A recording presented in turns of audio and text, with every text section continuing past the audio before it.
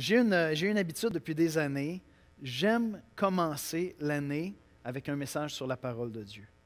Et ça ne va pas nécessairement dans le sens des résolutions du Nouvel An, autant que l'idée de dire, bien, on commence une nouvelle année, commençons ensemble un plan de lecture des Écritures ou prenez un plan qui est le vôtre. Et ce matin, on va aller dans un passage qui nous montre non seulement l'importance de la parole de Dieu pour notre foi personnelle, mais aussi pour nos familles, pour nos foyers, pour notre Église. Et ce qu'on veut voir ensemble, c'est combien la parole de Dieu doit faire partie de nos vies comme Église. On veut non seulement lire régulièrement les Écritures, on veut méditer les Écritures, mais on veut parler ensemble de la parole de Dieu afin de grandir ensemble, apprendre ensemble à observer tout ce que Jésus nous a prescrit. Et on va dans un beau passage dans le livre du Deutéronome au chapitre 6, où on voit vraiment l'importance de la parole pour le peuple de Dieu, pour l'Église de Jésus-Christ aussi. On va aller dans un mot de prière, puis Mireille va venir nous lire les Saintes Écritures. Bien, Père éternel, on est assemblés ce matin. On est assemblés ce matin, Seigneur, pour venir recevoir le message de ta parole dans nos cœurs. On est assemblés ce matin, Seigneur, pour que tu viennes nous rencontrer, que tu viennes nous parler, que tu viennes nous voir, Seigneur. On te demande, Père, d'ouvrir nos cœurs, d'ouvrir notre esprit. À la maison, Seigneur, qu'on puisse faire le silence, arrêter les activités et simplement venir se placer sous le ministère de ta parole, Seigneur. Père, nous savons et nous avons la profonde conviction que tu es avec nous actuellement, en ce moment, Seigneur. Même si nous n'avons pas le privilège de se réunir en Église, en assemblée, tu demeures avec nous, avec chacun d'entre nous, Seigneur. Viens consoler nos cœurs par ta parole. Viens consoler nos cœurs par la louange, Seigneur. Garde nos cœurs et nos yeux fixés sur toi. Viens nous rencontrer ce matin, Seigneur, là où nous sommes dans nos foyers. C'est en Jésus-Christ qu'on te prie. Amen.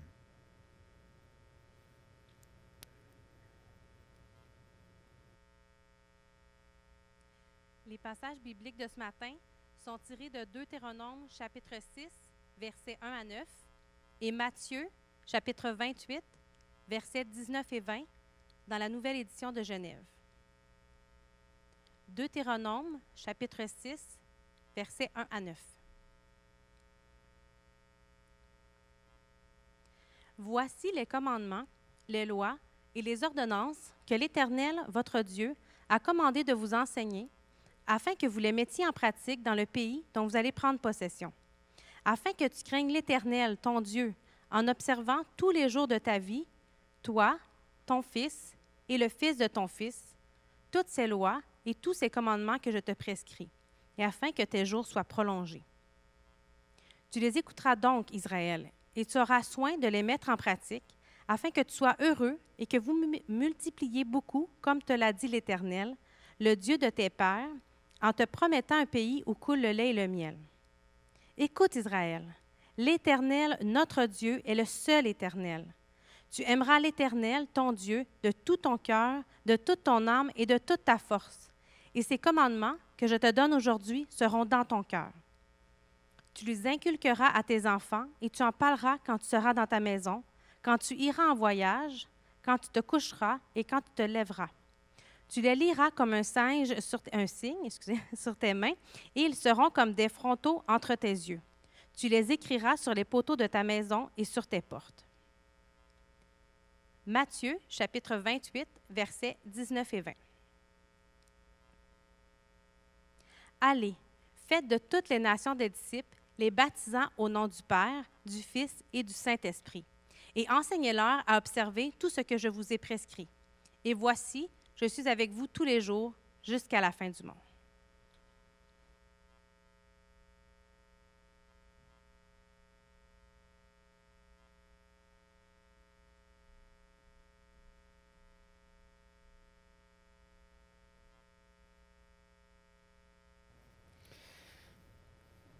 J'avais oublié de vous donner des nouvelles un petit peu de ma COVID-19.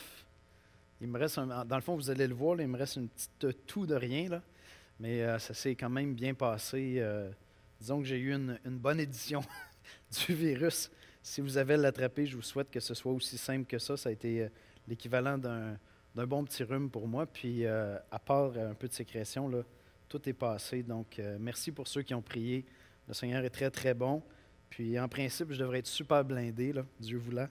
Je vais être un des plus protégés qui existent, par la grâce de Dieu. Alors, ce matin, on s'en va dans ce passage-là.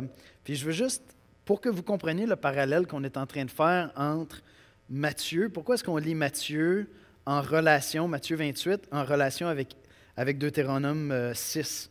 Bien, clairement, Matthieu voit un parallèle entre le ministère de Jésus et le ministère de Moïse. Dieu nous avait annoncé, en fait Moïse lui-même avait annoncé, qu'un autre Moïse viendrait un jour. Et lorsqu'on est dans l'évangile de Matthieu, assez tôt dans l'évangile, il y a le sermon sur la montagne. Et lorsqu'on a le sermon sur la montagne, et si on est attentif à ce qui est en train de se passer, Jésus qui monte sur une montagne, qui s'en va donner sa loi, il est en train de se présenter comme ce second Moïse qui nous apporte la parole de Dieu. Et donc, tout l'évangile de Matthieu, à travers cet évangile-là, à plusieurs reprises, Jésus est comparé à Moïse avec cette nouvelle alliance qui nous est donnée, avec cette nouvelle loi, qui n'est pas une loi qui vient contredire la précédente. Au contraire, elle vient s'accomplir en Jésus-Christ. Et donc, il y a un parallèle qui est là. Lorsque moi, j'étais en train d'étudier Deutéronome 6, bien spontanément, Matthieu 28 me venait à l'esprit parce que, à mon avis, il y a encore plusieurs parallèles qui sont là. Donc, lorsqu'on est dans Deutéronome 6, Moïse s'apprête, il prépare le peuple à rentrer dans la terre promise. Et là, au moment de rentrer dans la terre promise, il leur dit, je dois vous rappeler, je veux vous présenter ce que vous allez devoir garder dans votre cœur pour rentrer dans cette bénédiction-là que Dieu veut vous donner. Et donc, vous allez devoir garder sa loi dans vos cœurs, près de vous. Quand on arrive dans le Nouveau Testament, avec le ministère de Jésus-Christ, bien, lorsque Jésus envoie ses disciples, on ne pourrait pas aller jusqu'à dire qu'il les envoie vers une terre promise.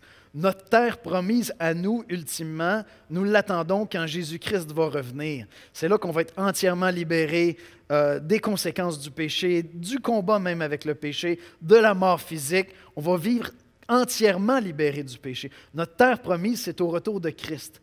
Mais en même temps, Jésus-Christ est ressuscité d'entre les morts, l'Esprit va être donné aux disciples, et les disciples sont envoyés pour faire une certaine conquête. Ils sont appelés à aller faire la conquête de cœurs qui vont se convertir à Christ. Donc, si Israël est appelé à rentrer dans cette terre promise, l'Église est appelée à aller de par le monde, vers toutes les nations du monde, et aller annoncer l'Évangile pour faire la conquête de cœurs que Dieu appelle à Jésus-Christ. Et il va y avoir des gens par milliers, par millions, qui vont croire en Jésus-Christ et qui vont entrer dans le royaume de Dieu. Et donc, je vois ce parallèle-là où Jésus dit à ses disciples, bien maintenant, vous allez aller faire ça et vous allez enseigner à ces gens qui vont croire à marcher et à observer tout ce que je vous ai prescrit, toutes mes prescriptions. C'est vraiment intéressant. Jésus est en train de placer ses enseignements à lui comme l'ultime loi que les disciples doivent observer. Et encore une fois, Jésus n'est pas en train de rejeter l'Ancien Testament. Il le dit spécifiquement, il est venu pour accomplir toute la loi et les prophètes, tout l'Ancien Testament. Jésus est venu pour l'accomplir. Mais en même temps, nous, comme chrétiens, nous lisons toute la Bible. Nous lisons tout l'Ancien Testament à la lumière de la personne et de l'œuvre de Jésus-Christ. Ainsi, Jésus peut dire, enseignez-leur à observer tout ce que je vous ai prescrit.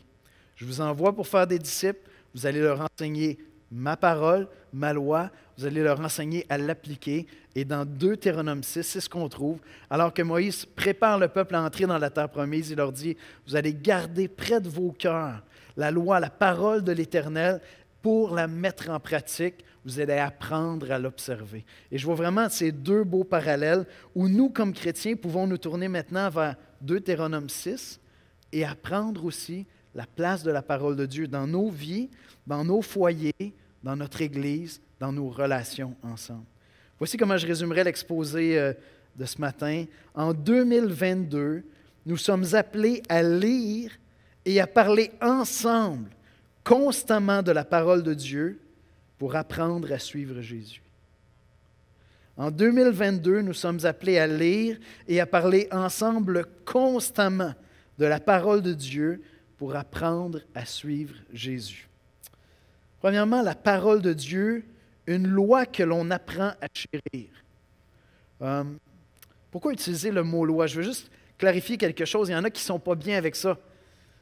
La parole de Dieu, une loi que l'on apprend à chérir. Pourquoi est-ce qu'on définit la parole de Dieu comme une loi? La loi, c'est quelque chose qui peut être lourd, c'est quelque chose qui peut nous sembler oppressant, c'est des interdictions. Mais c'est beaucoup plus que ça. Voyez-vous, la Bible n'est pas un livre comme les autres livres. La Bible, c'est la révélation de la personne de Dieu. À travers les Saintes Écritures, Dieu s'est fait connaître à nous, il nous a révélé sa personne, son cœur, sa pensée, ce qu'il attend de nous, sa vision pour l'humanité, son moyen de salut pour l'humanité.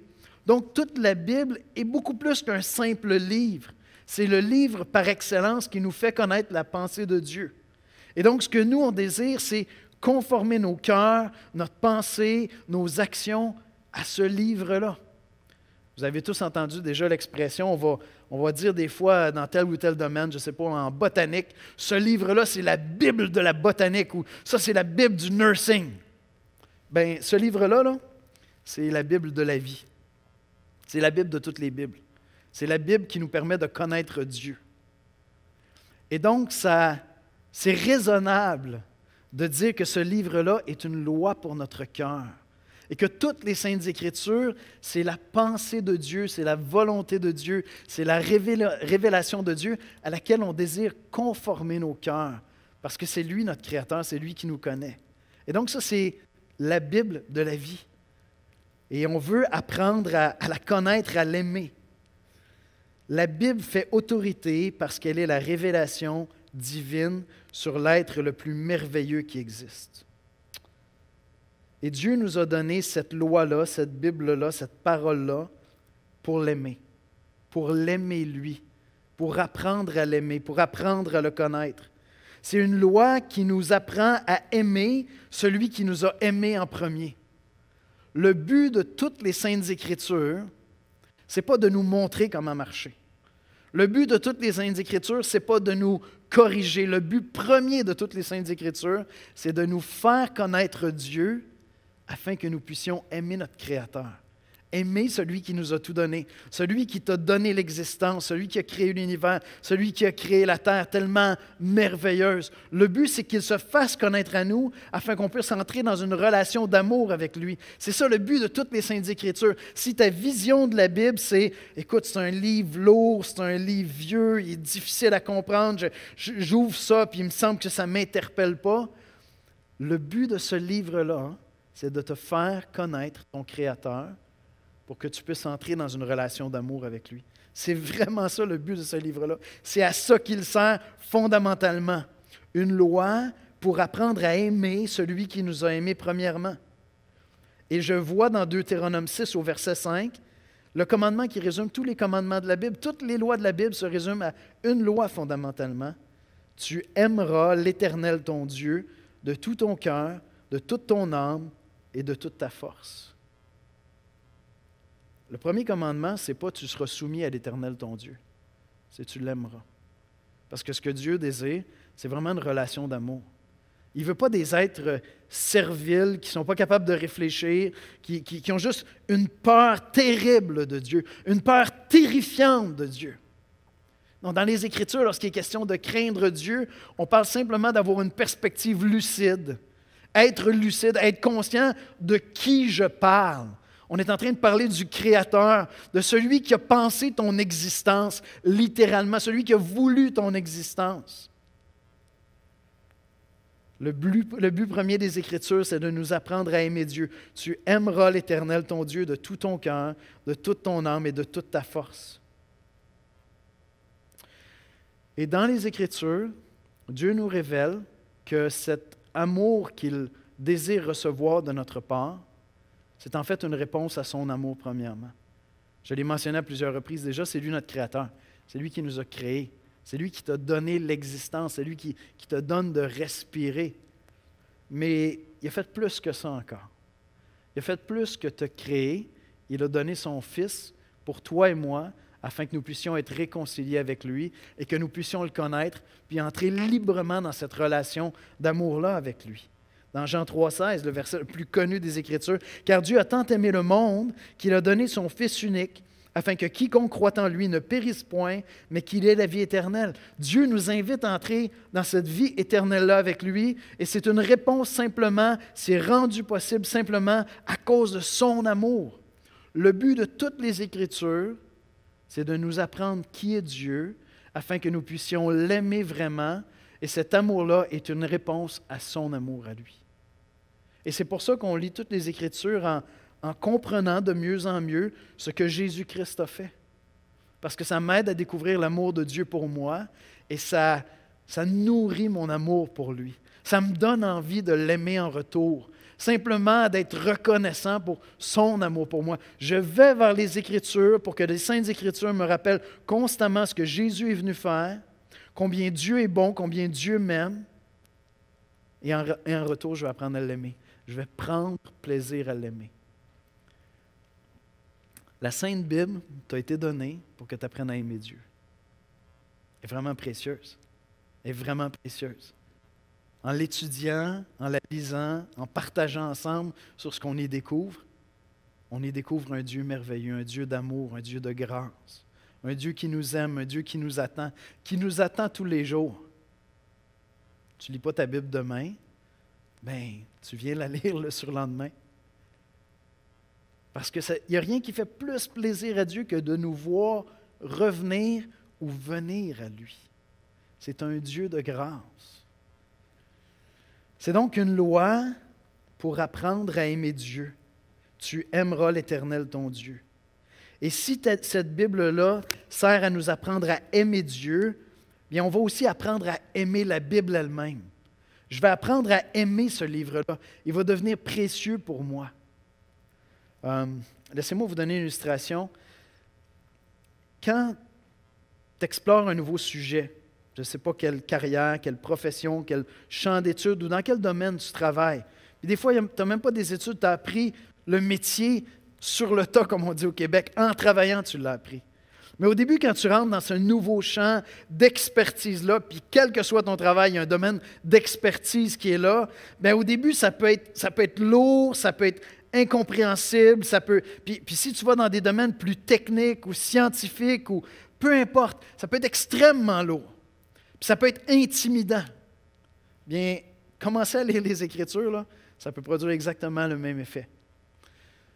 Je ne sais pas si vous avez déjà remarqué, mais lorsqu'on s'assoit avec quelqu'un qui maîtrise son champ d'expertise. Je ne sais pas, tu parles avec un électricien qui commence à t'expliquer l'électricité. Tu parles avec un médecin qui commence à te parler de la médecine. Tu parles avec un ingénieur. Tu parles avec un mécanicien. Il commence à t'expliquer la mécanique de ta voiture, puis ça le passionne. Tu vois très bien qu'il maîtrise ça, il est dans son élément. Il a une passion pour ça. Et c'est la même chose. Dieu nous a donné sa parole pour qu'on apprenne à l'aimer, et on va apprendre à l'aimer en apprenant à aimer les Écritures. Et au début, ça peut être extrêmement intimidant, mais si tu lis les Écritures régulièrement, si tu le lis en partageant avec ton Église locale, ce que tu es en train de découvrir, si tu étudies les Écritures, à un certain moment donné, là, ça va devenir un second langage. Ça va devenir une langue que tu vas parler couramment. Puis, une des plus belles illustrations de ça, c'est que quelques années après avoir commencé à lire les Écritures et étudier les Écritures, tu vas t'asseoir avec quelqu'un qui est un néophyte, qui n'a jamais lu la Bible. Il va arriver avec des questions, puis là, tu vas dire « Aïe, aïe, OK, là, là, tu réalises le champ de tout ce que tu as découvert sur Dieu, sur sa personne, simplement en lisant, en écoutant des prédications, en discutant avec des frères et sœurs. Pas besoin d'aller faire un doctorat en théologie, là. Juste en lisant la Bible, en prenant des outils communs qu'on a dans l'Église locale, en parlant régulièrement avec des frères et sœurs des Écritures, tu vas réaliser que ça devient un second langage. Tu as appris à connaître davantage Dieu et sa parole. Et donc, Dieu nous donne cette parole-là, cette loi-là, qui est une révélation de sa personne, afin qu'on apprenne à l'aimer, et ça va demander qu'on apprenne à aimer la parole, à aimer la Bible. Et donc, on veut se consacrer en 2022 à lire régulièrement les Écritures pour franchir ces domaines-là, ces endroits-là où tu dis « Ouf, c'est lourd! » Je me souviens de certains cours que j'ai faits, soit lorsque j'étudiais en éducation spécialisée, soit lorsque j'étudiais en théologie. Tu arrives là et tu as l'impression que tu as le cerveau complètement vide, tu n'as aucun point de repère, le professeur évoque un paquet d'affaires, tu n'as pas d'endroit où les classer, tu n'as aucune idée où tu t'en vas. Probablement qu'il y a encore des livres dans la Bible qui te font cet effet-là.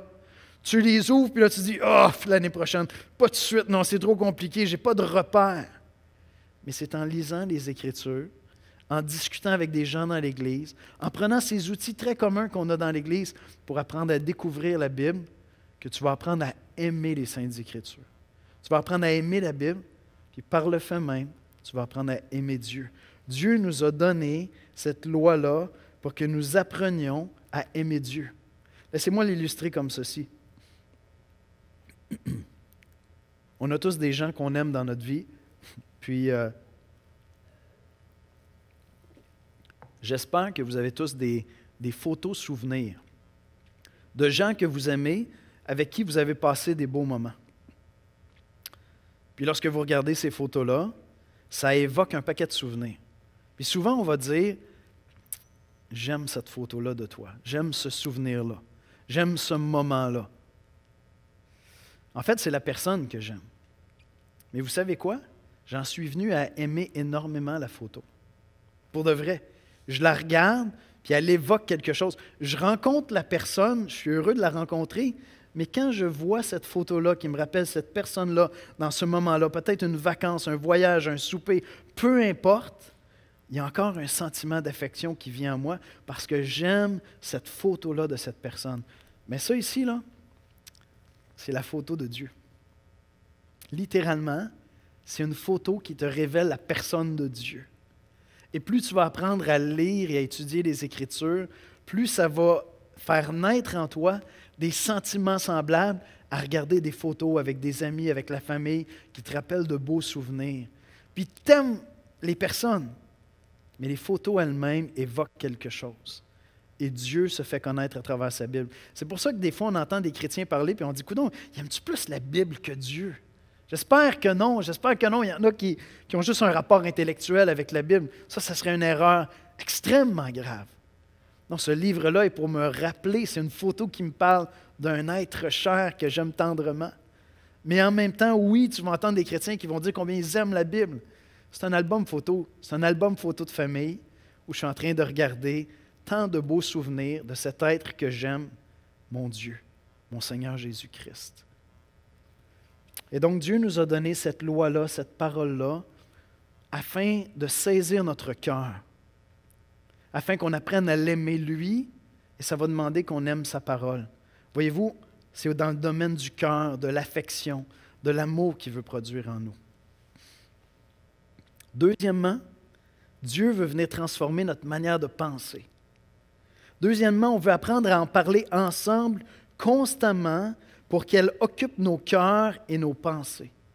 Non seulement ça va saisir nos cœurs pour produire de l'amour pour Dieu, mais deuxièmement, cette loi-là, cette parole-là va venir transformer notre manière de penser. Regardez Deutéronome 6,6. « Et ces commandements que je te donne aujourd'hui seront dans ton cœur. » Maintenant, ce qu'il y a dans ton cœur, c'est un langage figuré, mais ça affecte toute ta manière de penser. Fais juste penser à ce que tu désires le plus quand tu te mets à rêvasser. Ça affecte ta manière de penser. Et donc, si la parole de Dieu, les commandements de Dieu sont constamment dans mon cœur, ils sont évoqués. Quand je ferme les yeux, à différents moments, ce qui vient à mon esprit, c'est la parole de Dieu. C'est ça qui vient façonner mes pensées par le fait même. Elles seront dans ton cœur pour qu'elles façonnent tes pensées. Regardez le verset 7. Moïse dit, « Tu les inculqueras à tes enfants et tu en parleras quand tu seras dans ta maison, quand tu iras en voyage et quand tu te coucheras, quand tu te lèveras. » Le mot « inculquer » est assez fort. Dans l'hébreu, l'idée qui est là, c'est déguiser la pensée. Tu vas enseigner à tes enfants afin de former une manière de penser, leur donner une perspective, une vision du monde, une vision de la vie, une vision de qui ils sont. Les Écritures sont là pour façonner notre manière d'être, notre manière de penser. Et c'est ça l'idée d'inculquer. Ce n'est pas que je vais les forcer, c'est que je vais nourrir leurs pensées et ça va en venir à définir leur vision du monde. Et c'est ça qu'on fait avec la parole de Dieu. Je vais vers les Écritures afin qu'elles transforment ma manière de voir le monde, ma manière de voir les épreuves, ma manière de voir les pandémies dans le monde, ma manière de voir toutes sortes de choses. La vie, la mort, l'argent, l'amour, toutes sortes de choses sont transformées par cette parole-là qui habite mon cœur et qui vient transformer mes pensées. C'est frappant, il parle de partager cette parole-là à la maison, d'échanger ensemble avec tes enfants. Tu vas le communiquer à tes enfants. Donc, c'est une parole, c'est une loi, une révélation de Dieu dont on va discuter ensemble. On va en discuter à la table au souper avec les enfants. Avant de les coucher le soir, on va ouvrir les Écritures, puis on va pas simplement leur lire une histoire, ce qui est déjà bien, mais plus que ça, on va en parler ensemble. On va évoquer ensemble des choses. C'est intéressant, la même idée qu'on a dans Deutéronome 6 revient dans Deutéronome 11. Deutéronome 11, versets 1 à 3. « Tu aimeras l'Éternel ton Dieu et tu observeras toujours ses préceptes, ses lois, ses ordonnances, ses commandements. Reconnaissez aujourd'hui ce que n'ont pu connaître et voir vos enfants, les châtiments de l'Éternel, votre Dieu, sa grandeur, sa main forte et son bras étendu, ses signes et ses actes qu'il a accomplis au milieu de l'Égypte contre Pharaon, roi d'Égypte, et contre tout son pays. » L'élément qui me frappe ici, c'est qu'on est appelé à discuter ensemble à la maison, dans la maison de Dieu qui est l'Église, entre nous, de la parole de Dieu, mais à la lumière de notre expérience de la foi. Ici, Moïse est en train de dire, les nouvelles générations n'ont pas vu tous les miracles que vous avez vus. Ils n'ont pas expérimenté la foi, expérimenté Dieu comme vous l'avez fait. Et donc, vous êtes appelés à leur enseigner ça et à leur raconter ça. Et je vois ici vraiment ce principe où, dans l'Église, bien, Jésus va nous dire, par exemple, dans Matthieu 28, « Allez, faites de toutes les nations des disciples. » Ça veut dire que ceux qui ont cru en Jésus-Christ, qui sont des disciples, vont aller vers des gens qui ne connaissent pas encore Jésus-Christ, vont leur annoncer l'Évangile. Certains d'entre eux vont croire. Et lorsqu'ils vont croire, bien, ceux qui étaient déjà disciples vont partager leur expérience. Vont partager la parole, on va ouvrir les Écritures ensemble, on va partager notre expérience de la foi, on va partager nos moments de découragement, nos moments de doute, nos moments où on s'est confié en Dieu, on va partager comment on a relevé tel ou tel défi. Donc, une génération est en train d'investir dans une nouvelle génération. Une génération de foi est en train d'investir dans une nouvelle génération de foi. Ceux qui avaient vécu l'Égypte ont vu des œuvres glorieuses de Dieu. Bien, ceux qui sont chrétiens depuis 5 ans, 10 ans, 15 ans, 20 ans, vous avez vu la gloire de Dieu de plein de manières. Par des gens qui sont venus à Christ, par Dieu qui est intervenu dans votre vie, par Dieu qui a répondu à vos prières, par Dieu qui a réformé des choses dans votre vie, autour de vous. Vous avez vu des histoires incroyables et expérimenté des choses incroyables avec Dieu et on est appelé à le transmettre. À celui qui n'a pas encore eu ces expériences-là, qui a la parole de Dieu, mais je veux non seulement lui transmettre la parole, on va discuter ensemble sur la parole et sur notre expérience à nous de la foi.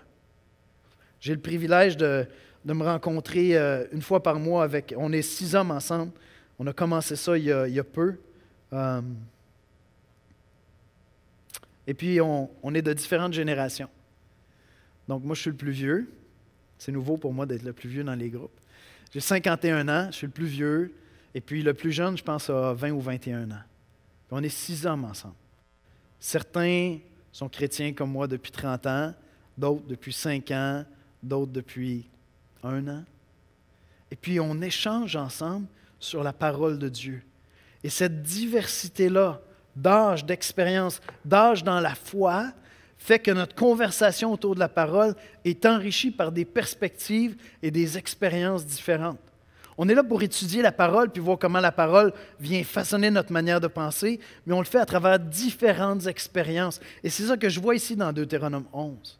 Quand tu t'assois avec tes enfants à la maison, quand tu prends du temps avec ton épouse, avec ton époux, quand tu prends du temps avec un ami dans l'Église, avec un frère, une sœur dans l'Église, puis vous échangez ensemble sur la parole de Dieu, vous arrivez avec votre bagage, les choses grandes et merveilleuses que Dieu a faites dans votre vie et les défis dans votre vie, puis ensuite on échange sur la parole de Dieu. Parce que chaque nouvelle génération a besoin de découvrir la parole, non pas seule, mais à la lumière de l'expérience de foi des générations précédentes. L'Église est appelée à être constamment multigénérationnelle dans la foi, où on est en train d'échanger nos expériences avec Dieu, dans la maison, avec les frères et sœurs à l'Église. On est appelé à échanger, à partager, à communiquer la parole de Dieu et la connaissance à travers ces relations-là. Je vais le dire comme ceci. Les relations dans l'Église locale deviennent des courroies de transmission de la connaissance de Dieu. La Bible n'est pas un livre individuel. C'est très récent dans l'histoire de l'Église et dans l'histoire du peuple de Dieu. Évidemment, ça prenait l'imprimerie, ça prenait le petit peuple comme vous et moi qui apprennent à lire et à écrire pour qu'on puisse avoir une Bible chez nous et qu'on puisse l'étudier pour nous-mêmes. Et il y a une grande valeur à faire ça. Mais la Bible n'a pas été donnée, cette révélation-là, pour être un outil individualiste. La vie chrétienne individualiste, ça n'existe pas. Si c'est ta vision du christianisme, il te manque un gros morceau de l'Évangile probablement. Et la Bible elle-même n'est pas un livre qui nous a été donné pour être étudié seul. Je peux l'étudier seul, je devrais l'étudier seul, mais pas tout seul. Et donc, je vais lire les Écritures, mais ensuite de ça, on va échanger, on va partager, et il y a des relations qui vont s'établir où on va partager non seulement notre compréhension du texte, mais notre expérience du texte à travers des années de vie chrétienne. Et une génération de foi va partager avec une autre génération de foi. Donc, les relations dans l'Église locale deviennent la courroie de transmission de la connaissance de Dieu. Pas seulement la Bible, les relations deviennent ça. Ma prière pour l'Église de l'Espoir en 2022, c'est qu'on puisse reconnecter ensemble pour grandir. Et si 2021 a été un moment où on s'est un peu isolé par la force des choses, qu'on puisse vraiment mettre tous nos efforts pour avoir des relations, des connexions dans l'Église locale à travers plein de moyens qui sont disponibles. Mais des relations significatives, intentionnelles, où on partage ensemble ce qu'on découvre dans les Écritures et ce qu'on expérimente dans la foi. Ma prière pour toute l'Église de l'Espoir, c'est qu'au cours de l'année 2022, il y a ces connexions-là, ces relations-là riches où on partage ensemble la parole de Dieu. Et Dieu va venir façonner notre manière de penser. Voyez-vous, Dieu va travailler notre cœur. On va en venir à aimer davantage Dieu en aimant davantage sa parole. Dieu va venir transformer notre manière de penser aussi. Il va venir réformer nos pensées alors qu'on va étudier, lire les Écritures, partager ensemble sur les Écritures. Puis enfin, Dieu va venir nous transformer concrètement. Il va nous apprendre à mettre ça en pratique. L'image que j'avais en tête alors que j'étais en train d'étudier le passage, c'était vraiment ça, le cœur pour l'affection. Le but vraiment, c'est d'aimer Dieu et j'apprends à aimer sa parole, pas simplement pour nourrir mon intellect, mais pour nourrir vraiment mon affection pour Dieu. Le cœur, la pensée, réformer notre manière de penser, puis les mains pour mettre en pratique, pour appliquer la parole de Dieu. Et c'est ça littéralement qui nous est dit ici. Apprendre à suivre Jésus ensemble, c'est apprendre ensemble à appliquer ses prescriptions. Regardez Deutéronome 6.3. Tu les écouteras donc, Israël. Une petite fin de rhume. Tu les écouteras donc, Israël, et tu auras soin de les mettre en pratique. Tu auras soin de les mettre en pratique, afin que tu sois heureux et que vous vous multipliez. Suivre Jésus-Christ, c'est apprendre à appliquer sa parole, à appliquer ses préceptes, à appliquer toute la parole de Dieu. Dans Matthieu 28, 19 et 20, « Allez, faites de toutes les nations des disciples, les baptisant au nom du Père, du Fils et du Saint-Esprit, et enseignez-leur à observer. Littéralement, enseignez-leur à appliquer. Enseignez-leur à mettre en œuvre, à mettre en action, à agir conséquemment avec la parole. Dieu nous donne sa parole pour qu'on l'aime, pour que notre pensée change, mais pour que notre vie au quotidien, nos comportements, nos réactions, nos actions, nos entreprises, nos projets, ce que nous faisons, soient transformés et qu'on soit en train d'appliquer. Puis Jésus dit, enseignez-leur à observer tout ce que je vous ai prescrit. Enseignez-leur à mettre en pratique tout ce que je vous ai prescrit. C'est le projet d'une vie, ça. Tu vas passer ta vie jusqu'au retour de Christ, jusqu'à temps que tu rentres vraiment dans la terre promise, que tu ailles vraiment rejoindre le Seigneur. Tu vas passer toute ta vie à chercher comment appliquer la parole de Dieu. Alors pour moi, ça, c'est le coup de fil que tu as avec un frère dans l'Église, une sœur qui vit un moment difficile, perdu son emploi, ne sait pas trop comment réagir. Puis là, tu as appris avec le temps à écouter en premier avant de sortir la Bible. Puis là, tu écoutes, puis tu compatis. Puis à un moment, tu te dis, « Hey, qu'est-ce que tu dirais si on se tournait vers les Écritures? » Puis on cherchait ensemble comment Dieu veut t'accompagner là-dedans, puis comment moi je peux t'accompagner, puis comment tu peux réagir à ça. Puis on va ensemble dans les Écritures. Puis là, on va apprendre comment appliquer la parole de Dieu dans cette situation-là, littéralement. Mais le but de la parole de Dieu, c'est qu'elle soit observée, c'est qu'on vienne l'appliquer, qu'on vienne la mettre en œuvre. Et peut-être pour donner un petit peu de perspective à tout ça, nous, on se tourne vers toutes les Écritures, de la Genèse à l'Apocalypse, comme étant les prescriptions de Jésus-Christ. Quand Jésus dit « Allez, faites de toutes les nations des disciples, enseignez-leur à observer tout ce que je vous ai prescrit », il n'est pas en train de dire « Étudiez juste les 4 évangiles », ce n'est pas ça qu'il est en train de dire. Il est en train de dire « Comprenez mes enseignements et comprenez toute ma parole », parce que Jésus n'est pas venu abolir l'Ancien Testament, il est venu l'accomplir. Et donc, je vais lire toutes les Écritures. Cette année, là, dans mon plan de lecture, si vous êtes dans le même que moi, si vous avez embarqué avec nous, bien, vous pouvez lire la Bible en 2 ans, on serait dans la 2e année, ou vous pouvez faire comme moi, vous pouvez lire toute la Bible encore une fois cette année. Mais je vais lire toutes les Écritures à la lumière de la personne et de l'œuvre de Jésus-Christ pour apprendre à suivre Jésus. Donc, ce matin, j'étais dans Esdras et je cherchais à apprendre comment suivre Jésus à travers Esdras. Comment mettre en œuvre, comment appliquer. Qu'est-ce que ça veut dire pour moi, suivre Jésus-Christ à la lumière d'Esdras 2, par exemple, ou à la lumière de Acte 2. Et ça se fait lorsqu'on partage ensemble. On va échanger ensemble tout au long de l'année, puis on va partager. Je vais être très, très, très concret avec vous ce matin. On peut lire la Bible quotidiennement. Quel que soit ton plan de lecture, en passant, on a un groupe Facebook.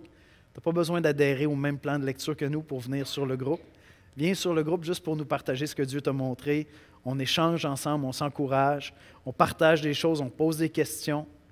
Mais lire les Écritures quotidiennement va être essentiel pour apprendre à aimer Dieu en 2022, apprendre comment suivre Jésus. Lire la Bible, puis partager avec une personne régulièrement. C'est vraiment important que tu aies 1, 2, 3 personnes avec qui tu partages régulièrement ce que Dieu te montre dans les Écritures, ce qui des fois te choque, des fois te trouble. Honnêtement, c'est ma prière en 2022 que tu aies un partenaire, une partenaire, quelques partenaires de lecture biblique avec qui tu partages ces choses-là. Ça peut être sur le groupe Facebook, mais ma prière, c'est que ça aille un petit peu plus loin que ça, que tu aies des partenaires plus près. Peut-être à la maison, vous commencez à faire ça en couple. Hier, le 1er, Esther et moi, on a commencé les méditations de Tim Keller sur les psaumes. Puis on va faire ça pendant l'année. Mon épouse et moi, on va lire, c'est très, très bref, mais ça va nous permettre de partager, de parler ensemble de la parole de Dieu. Puis tranquillement, la routine va s'installer, l'espace va être aménagé, on va avoir un peu plus de temps pour partager comment ça résonne dans notre cœur, comment ça nous challenge, comment ça nous fait grandir. Lire la Bible et partager avec une personne régulièrement. Lire la Bible avec d'autres personnes, dans ta maison, dans ton église, avec notre groupe Facebook. Partager tes réflexions, tes questions régulièrement. Lire la Bible en église le dimanche matin. Est-ce que vous avez déjà remarqué qu'à l'Église de l'Espoir, on lit la Bible le dimanche matin. Des fois même c'est long, 20 versets. Pourquoi on fait ça? Parce que c'est la parole de Dieu, puis parce qu'on va discuter de la parole de Dieu. Donc avant de parler de la parole, on lit la parole. Parce que c'est Dieu qui nous parle à travers sa parole. Le prédicateur est juste un élément qui vient éclairer, qui essaie de nous aider à comprendre et à appliquer le texte. Mais Dieu nous parle à travers sa parole. Et donc, pour nous, lire la Bible en Église le dimanche matin, ce n'est pas pour la forme qu'on le fait. C'est parce qu'on croit vraiment que Dieu parle à travers sa parole. Suivre fidèlement les exposés bibliques du dimanche matin. C'est une pensée qui m'a trotté beaucoup dans la tête dans la dernière année. Personnellement, mon plus grand ministère envers toi, c'est la prédication. Puis ça va rester comme ça tant aussi longtemps que Dieu va m'appeler à servir ici. Mon plus grand ministère envers vous, même si vous étiez une personne que je suivais personnellement, même si vous étiez dans mon groupe de 6, mon plus grand ministère envers vous, c'est la prédication de la parole de Dieu. Parce que littéralement, celui qui apporte le message de la parole passe des heures dans la semaine à étudier des passages des Écritures. On est en train de compléter l'évangile de Jean. On va reprendre puis on va compléter l'évangile de Jean. On a passé des mois et des mois et des mois à étudier l'évangile de Jean. Donc, j'ai une demande, un encouragement, une exhortation, prends ça comme tu veux. Ne manque pas un exposé biblique. Ne manque pas une prédication. On est privilégié, on vit à une époque où c'est possible de se rattraper. Ne les manque pas. C'est mon plus grand investissement dans ta vie à toi. Et je le fais avec une passion par la grâce de Dieu depuis des années. Mais je m'applique à comprendre les Écritures, pas simplement pour moi, mais pour toute l'Église de l'Espoir. Et donc pour toi aussi. Donc, être assidu, être fidèle à écouter le message de la parole de Dieu en 2022, même quand tu l'as manqué, te rattraper et aller l'écouter, ça va être un investissement super intelligent pour apprendre à aimer Dieu et suivre Jésus. Discuter en Église de passages bibliques exposés, discuter après l'exposé du dimanche matin, après la célébration, utiliser des outils. Aujourd'hui, il y a tellement d'outils pour étudier la parole, c'est fou. En fait, il faut se rappeler qu'on va étudier la parole parce qu'on pourrait être distrait par tous les outils, mais il y a vraiment des beaux outils pour justement plonger dans les Écritures, que ce soit les méditations de Don Carson ou autres, que ce soit des outils d'étude des Écritures, que ce soit en écoutant la Bible plutôt que la lire. Je l'ai dit souvent à l'Église, moi personnellement, ça m'a vraiment facilité la vie. Ma première lecture de la Bible chaque matin est en audio. J'écoute mes textes bibliques, puis ensuite de ça, je vais vers un des passages que j'ai écouté, puis là, je vais aller méditer un peu plus sur ce passage-là. Mais je l'écoute. Il y a tellement de moyens aujourd'hui. L'Église est plus équipée que jamais pour pouvoir étudier la Bible. Puis enfin, à l'Église de l'Espoir, on a plein de cours pour étudier la Bible. Bon, on va s'ajuster avec le confinement. On va voir comment ça affecte l'horaire. Mais il y a encore de très, très bons cours qui s'en viennent cet hiver pour pouvoir étudier la Bible ensemble, partager ensemble sur les Écritures. Je vais inviter les musiciens à venir me rejoindre à l'avant.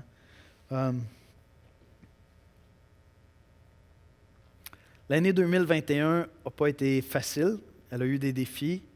Puis en même temps, Dieu a fait des choses extraordinaires. Dieu n'est pas contenu par les pandémies. Dieu n'est pas contenu par les confinements. On a été déstabilisés. Je vous avoue que lorsque les annonces ont été faites, je les comprenais, mais en même temps, ça a été comme lourd. J'ai dit, OK, il faut retomber en mode comment on prend soin de l'Église sans pouvoir se réunir. Puis je suis encore en train d'encaisser ça puis de prier là-dessus. Et vous savez, c'est quoi mon secours? C'est d'aller vers la parole de Dieu. C'est d'aller plonger dans les Écritures puis partager avec vous la parole de Dieu. C'est là que je trouve mon secours. Et donc, ma prière pour toi et moi, c'est qu'on puisse vivre ce beau passage du psaume 119, verset 11. « Je serre ta parole dans mon cœur, afin de ne pas pécher contre toi. » Ma prière, c'est que 2022 soit une année où l'Église de l'Espoir tombe en amour avec la parole de Dieu, afin de tomber en amour avec Dieu. Et que ça ne se vive pas individuellement, personnellement, chacun dans notre coin, mais que ça se vive ensemble, qu'on partage ensemble ce que Dieu nous montre dans sa parole, parce qu'on a besoin que nos affections, notre cœur soit transformé, que notre pensée soit transformée, et que notre mise en application de la parole soit transformée. Et c'est ce que Dieu veut faire dans l'Église de l'Espoir. Alors, je t'encourage à t'engager, à prendre du temps dans la parole, puis à demander à Dieu, Seigneur, montre-moi avec qui je vais partager la parole cette année, dans quel cadre je vais le faire, puis à t'engager à être fidèle, à être assidu pour recevoir le ministère que les pasteurs exercent envers toi, principalement à travers la prédication de la parole de Dieu. Que Dieu puisse nous bénir dans sa parole en 2022. On va aller dans la prière. Seigneur Jésus, on vient dans ta sainte présence pour t'adorer. Seigneur, tu nous as donné tes prescriptions, tu nous as donné ta parole remplie de sagesse, de vérité, Seigneur. Tu nous as donné à travers, Seigneur, ta parole, ta volonté, tes désirs, ta compassion, tes encouragements, tes exhortations, tes corrections, Seigneur. Et tu viens nous rencontrer personnellement lorsqu'on apprend à lire, à méditer les Écritures, à prier, puis à partager ensemble, Seigneur. Seigneur, je te prie que dans l'Église de l'Espoir, personne, Seigneur, ne découvre pas davantage ta parole cette année, parce que je veux que chacun, Seigneur, te découvre davantage cette année en Église. Donne à ceux, Seigneur, qui ont un cheminement peut-être trop personnel, trop individuel, trop isolé, Seigneur, d'avoir des connexions, des relations où ils partagent ensemble leur expérience de ta parole, leur expérience de la foi. Donne-nous d'avoir des relations significatives, Seigneur, où on peut vraiment échanger ensemble sur ce que tu nous montres dans ta parole. Et que cette expérience de ta Bible, Seigneur, devienne vraiment une expérience communautaire pour nous. Sois béni, mon Dieu, pour cette parole sainte, belle et merveilleuse, Seigneur. Cette révélation, cette photographie de cet être merveilleux que tu es, Seigneur. C'est en Jésus qu'on te prie. Amen.